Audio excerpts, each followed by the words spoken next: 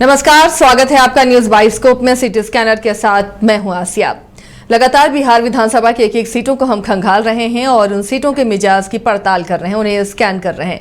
तो चलिए, आज हम पहुंच चुके हैं जिन दो सीटों पर। ये दोनों विधानसभा की सीटें बेहद दिलचस्प हैं क्योंकि इसमें जीत किसी और पार्टी की हुई, बाद में फिर वो कैंडिडेट किसी और में जा मिला है, तो इससे भी ये सीट बहुत दिलचस्प हो जाती है। इस बार किस तरह का समीकरण यहाँ बनेगा और जनता का मिजाज कैसा नजर आ रहा है, इस पर भी हम चर्चा करेंगे। लेकिन इन सीटों को पहले स्कैन करेंगे और स्कैन करने के लिए हमारे साथ वरिष्ठ सहयोगी राकेश रंजन मौजूद हैं। एक एक विधानसभा पर हम नजर डाल रहे हैं और इसे स्कैन भी कर रहे हैं। तो चलिए, आज सबसे पहले जिस सीट को स्कैन करेंगे वो है शिवहर विधानसभा की सीट। शिवहर विधानसभा की सीट क्यों खास है? यहां आरजेडी ने तो जीत हासिल की, लेकिन उसके बाद क्या हुआ?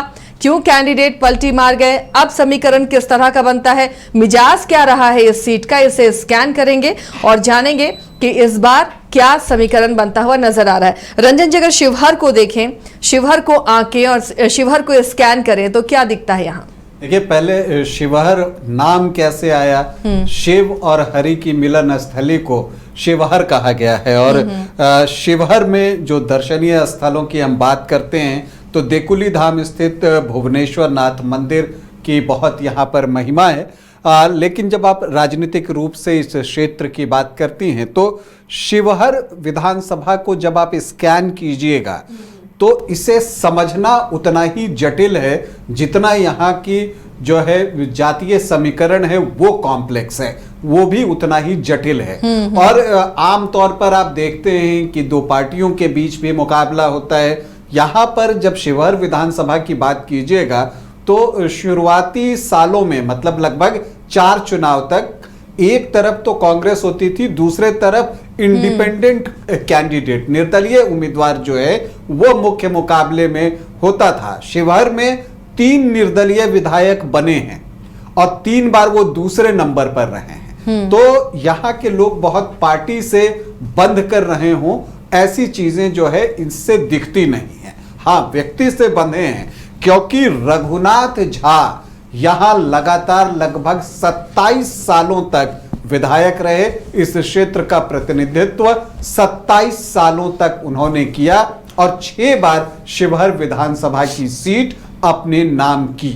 तो ये चीजें इस शिवहर विधानसभा को स्कैन करने पर दिखती हैं। जब शिवहर विधानसभा की बात करते हैं, 1952 में अस्तित्व में आया था। शुरुआत के जो 2 चुनाव हुए थे वो एससी आरक्षित थे उस वक्त सीट, और उसके बाद जो है 1962 से ये सीट सामान्य सीट के रूप में जो है वो अपने अस्तित्व में आई है और तब से लगातार यहाँ पर चुनाव हो रहा है। अगर शिवहर विधानसभा की बात कीजिए तो कुल 18 चुनाव अब तक यहाँ हुए हैं। सबसे ज्यादा बार इस सीट को किसने जीता है? तो सबसे ज्यादा बार इस सीट को जीता है राष्ट्रीय जनता दल ने। जी हां, आरजेडी इस सीट को 5 बार जीतने में कामयाब रही है, जबकि कांग्रेस को 4 बार यहां से सफलता मिली है। जेडीयू को भी 2 बार जो है अपना विधायक यहां से बनाने में सफलता मिली। तो जनता दल ने भी 2 बार ये सीट जीती, जनता पार्टी 1 बार, भारतीय क्रांति दल 1 बार और निर्दलीय 3 बार। तो ये जो 18 चुनाव हुए हैं शिवहर विधानसभा में, तो उसमें इस तरह से पार्टियों ने जो है वो सीट जीती है। कितनी बार वो मैंने बताया, और ये भी आपको बता ही दिया कि सबसे ज्यादा बार जो है रघुनाथ झा जो हैं वो 6 बार यहां से चुनाव जीते। और खास बात ये कि बाद में उनके बेटे जो हैं वो भी 2 बार इस सीट का प्रतिनिधित्व करते हैं, अजीत झा। और अब तीसरी पीढ़ी भी तैयार हो रही है और बहुत चर्चा है कि नवनीत झा भी टिकट के लिए जो है जोर लगा रहे हैं। मिलेगा नहीं मिलेगा ये बताना अभी मुश्किल है। अब अगर हम शिवहर विधानसभा में जो आखिरी 3 चुनाव हुए हैं उसकी चर्चा करें तो आखिरी 3 चुनाव में जेडीयू का पलड़ा भारी है। 2 बार जेडीयू ने ये सीट जीती है, जबकि 1 बार आरजेडी को सफलता मिली। और जब आरजेडी को सफलता मिली तो वो जो विधायक हुए वो बाद में जेडीयू के पाले में जा चुके हैं। अब आप समझ ही गई होंगी कि मैं चेतन आनंद की बात कर रहा हूं, लवली आनंद और आनंद मोहन के बेटे चेतन आनंद की। और दिलचस्प क्या है आसिया जी कि आनंद मोहन और लवली आनंद दोनों ही इस विधानसभा क्षेत्र में इससे पहले भाग्य आजमा चुके हैं, लेकिन दोनों को हार का सामना करना पड़ा था। जीत मिली तो बेटे को मिली। यह बात अब अलग है कि शिवहर लोकसभा क्षेत्र से लवली आनंद जो हैं वो विधायक चुनी गई हैं 2024 में जनता दल यूनाइटेड के टिकट पर। अब आखिरी 3 चुनाव की अगर हम बात करें तो यहां पर जो 2010 में चुनाव हुआ था, तो जेडीयू को अगर आप देखें तो वो पिछले 3 चुनाव से यहां मुस्लिम कैंडिडेट देता आया है। मोहम्मद शरफुद्दीन यहां से चुनाव लड़ते हैं और मोहम्मद शरफुद्दीन ने 2010 में 40,447 वोट लाए, मतलब कि 33.73%। और जो उस समय सिटिंग विधायक थे, 2005 के फरवरी और अक्टूबर में चुनाव जीते थे रघुनाथ झा के बेटे अजित कुमार झा, वो जो हैं आरजेडी के टिकट पर एक बार फिर से मैदान में थे। लेकिन खास बात यह रही कि अजित कुमार झा तीसरे नंबर पर चले गए और दूसरे नंबर पर जो है आ गई प्रतिमा देवी, जो कि बीएसपी से चुनाव लड़ रही थी। उनको 38,816 वोट आए, मतलब कि 32.37% वोट। और अजित कुमार झा को आए 24,838 वोट, मतलब कि 20.71%। फिर 2015 का चुनाव आता है। महागठबंधन बन चुका था, नीतीश कुमार एनडीए फोल्डर से बाहर हो चुके थे, लेकिन चूंकि ये सिटिंग सीट थी जेडीयू की, तो जो महागठबंधन में सीटों का बंटवारा हुआ तो ये सीट जेडीयू को लड़ने के लिए दी गई और नीतीश कुमार ने एक बार फिर से जो विश्वास जताया वो मोहम्मद शरफुद्दीन पर ही जताया और वो चुनाव लड़ते हैं। उनके सामने इस बार लवली आनंद चुनावी मैदान में थी एलजेपी के टिकट पर। बहुत मतलब घमासान हुआ दोनों के बीच में। हार जीत का मार्जिन सिर्फ 461 वोट, लेकिन जीत मिली मोहम्मद शरफुद्दीन को, जिन्होंने की जो है 29.72% वोट लाए, 44,576, जबकि लवली आनंद को मिले 44,115 वोट, मतलब कि 29.4 वोट। तो मतलब लगभग 10.30 का जो है वो हार जीत का मार्जिन रहा। और ठाकुर रत्नाकर जो है यहां से निर्दलीय चुनाव लड़ रहे थे, वो तीसरे पोजीशन पर रहे 22,309 वोटों के साथ 14.87%। और अजित कुमार झा जो कि रघुनाथ झा के बेटे हैं, 2 बार आरजेडी से विधायक रहे, 1 बार आरजेडी के टिकट पर चुनाव हारे। 2015 में जब ये सीट जो है जेडीयू की को गई तो वो साइकिल पकड़ लेते हैं, सपा के टिकट पर खड़े होते हैं और 15,891 वोट लाने में कामयाब होते हैं। 10.5% के आसपास उनका भी वोट था। फिर आता है 2020 का चुनाव। परिस्थितियां बहुत कुछ बदल गई थी। लवली आनंद जो कि पिछला चुनाव एनडीए फोल्डर से लड़ी थी, उनके बेटे चेतन आनंद इस बार आरजेडी का लालटेन लेकर शिवहर में उतरते हैं।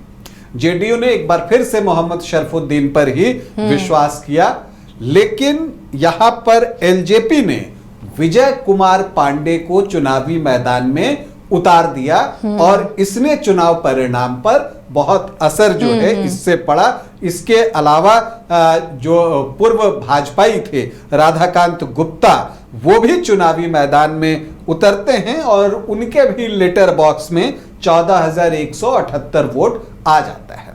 खैर, अगर हम बात करें चेतन आनंद की तो उनको 73,143 वोट आते हैं, 42.7%।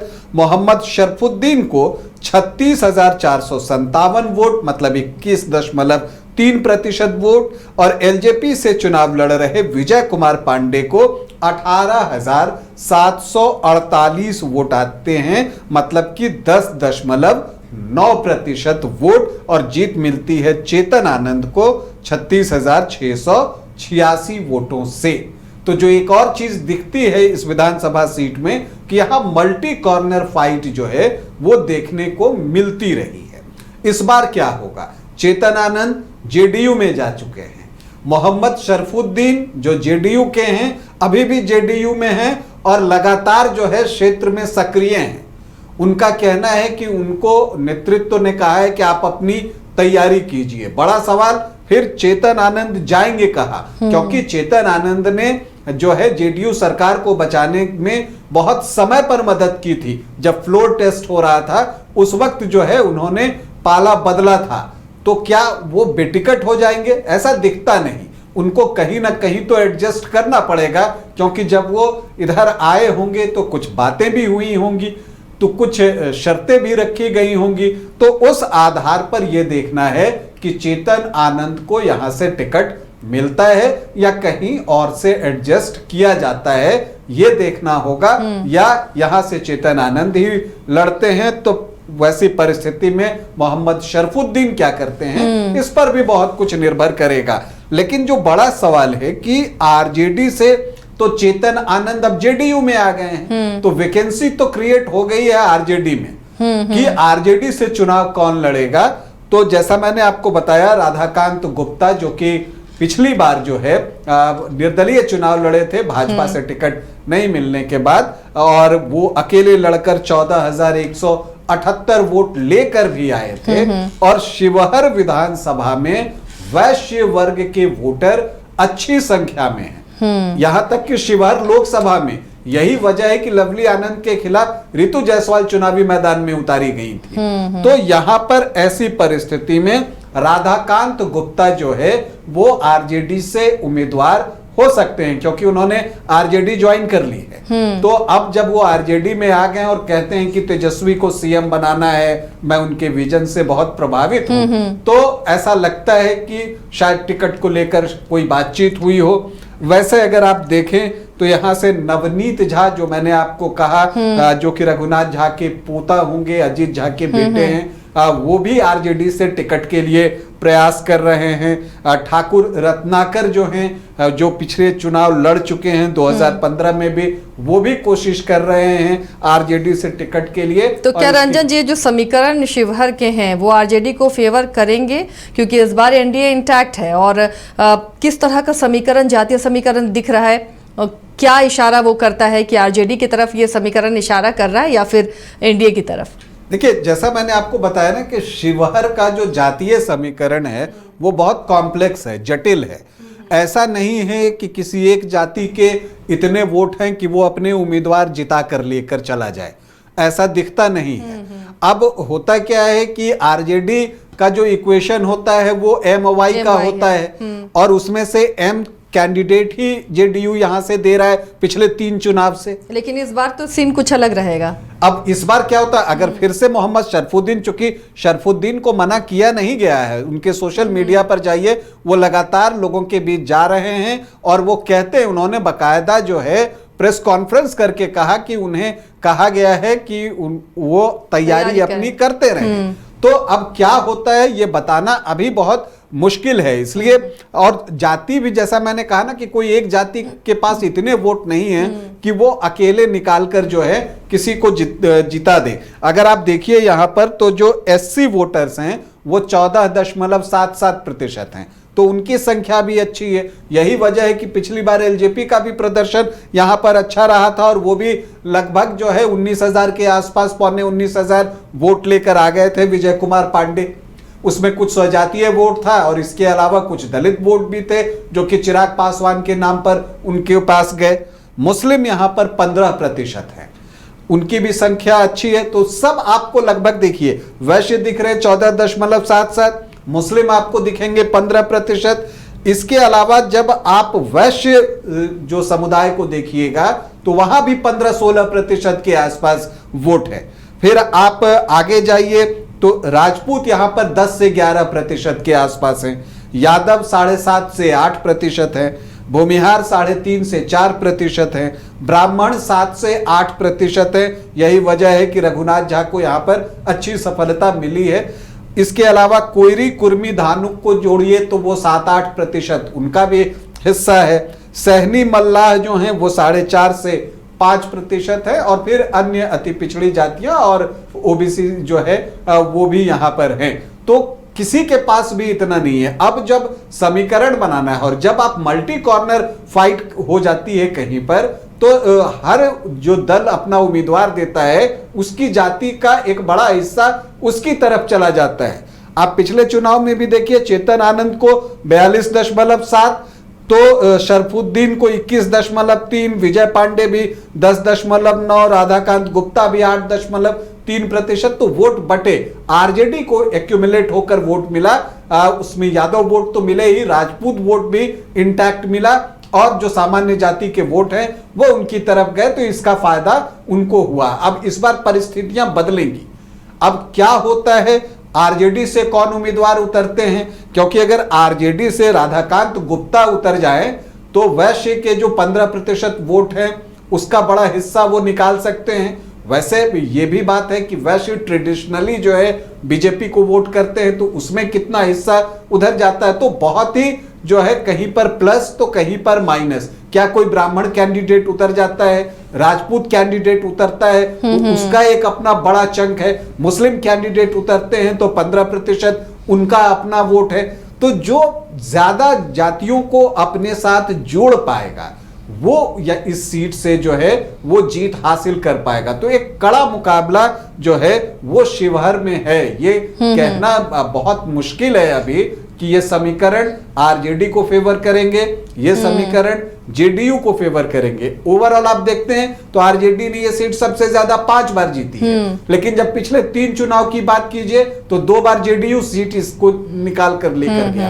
तो ये बताना बहुत ही, मैंने कहा ना कि जातीय समीकरण बहुत जटिल है, कॉम्प्लेक्स है, इशारा नहीं करते तो हैं। इसलिए अभी भविष्यवाणी करना जो है वो मुश्किल है, लेकिन एक रोमांचक मुकाबला जो है शिवहर विधानसभा सीट पर हम सब का इंतजार कर रहा है। तो ये शिवहर को हमने स्कैन किया है और बहुत दिलचस्प मुकाबला यहाँ पर इस बार होगा। कौन किसका कैंडिडेट बनेगा, इस पर नजरें सबकी टिकी हुई हैं।